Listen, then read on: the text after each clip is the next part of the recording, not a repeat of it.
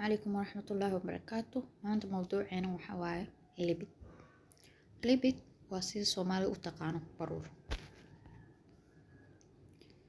Lipid waa waxyaabo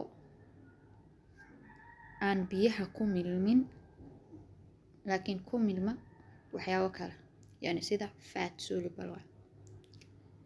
Fat mawduuceen ugu muhiimsan waa ina fat waa fat laakiin ka hor waa ina fahanaa lipid. Okay, functionska ay qabtaan shaqooyinka ay jirkeen ka qabtaan lipidiska ama baruurta waxaa loo keediyaa sida energy ahaan. Energy siyaadada ah waa la keediyaa jirkeena, waxaana loo keediyaa sida lipid oo kale, waana energy source.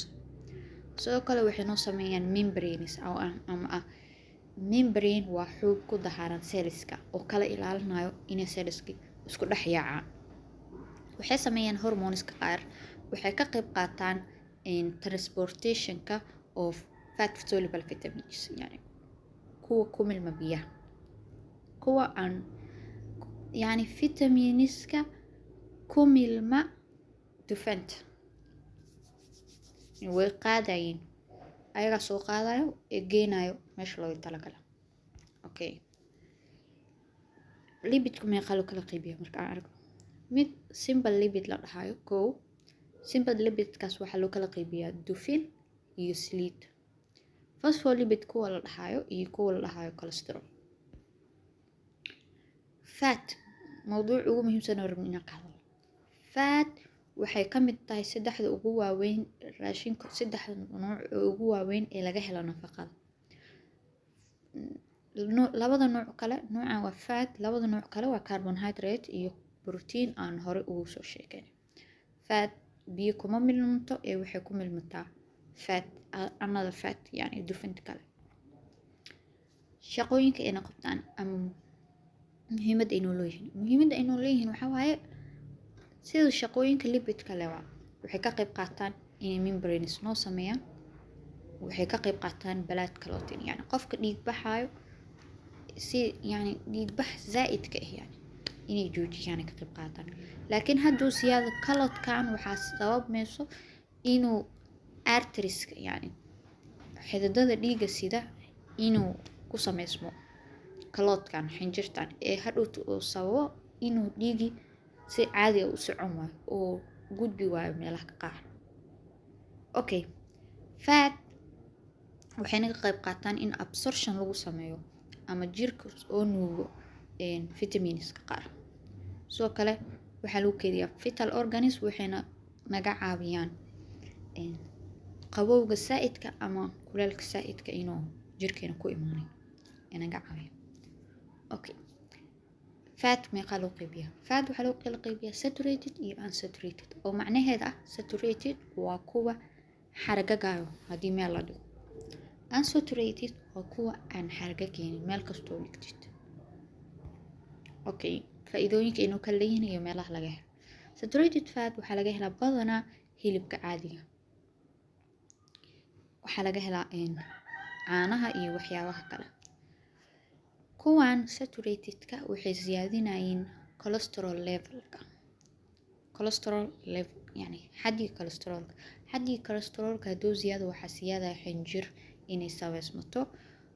Weliba xinjirtaas waxay ka sameysmee badanaa arterieska yaryar, yani xididada yaryar ee gala ama wax siiya wadnaha. Wadnaha haddii xinjir noo fadhiisato halis waxaa ugu jirnaa in la dhahayo cudurka coronary artery disease ama wadnihiiba saas inuu kugu istaago. Midkaan oo imaan unsaturated fat. Unsaturated fat badanaa waxaa laga helaa plantska, yani dhirta. Sidoo kale kuwa waxaa jiro laga helo omega 3 la dhahayo oo laga helo toonada, malayga toonada la dhahayo ama salmon. Ayaga saturated cagsigooda waa. Unsaturated fat waxay yareynayaan cholesterol levelka, waxay yareynayaan riski oo qofka ugu jiro heart disease inuu ku dhaco.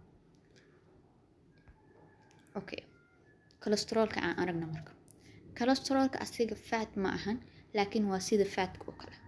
Ma ahan laakiin wuu eg yahay aan iska dhahan. waxaana laga helaa unug walba ee jirkeena ka okay, cholesterol horta cudur ma aha. qof cholesterol ihayo hadduu ku dhaho beentiisu waa cholesterol cudur ma aha. Cholesterol waa wax caadiga oo jirkeena ku jiro oo jirkeena caadi looga helo. Okay, laakiin waxaa dhihi kartaa yani cholesterolka igu kacay taas waa qaadan karnaa, laakiin cholesterol ihayo cudur ma aha waxa. Okay, types of cholesterol, noocyada cholesterolka waxa waaye HDL iyo sida u jeedin waa good cholesterol iyo bad cholesterol. Cholesterol fiican iyo cholesterol sababta magac loo dhahanaa aan ii sheego. Cholesterolka fiican waxaa loo dhahay cholesterol fiican waa kuwa cholesterolka dhiiga ka bixinayo, yani dhiiga xinjiro ku sameysma ma dhihno, dhiiga ka saarayeen waxay ku xareynayeen beerka markii la geeyo waa la burburinaa kadib jirka waa laga saaraa.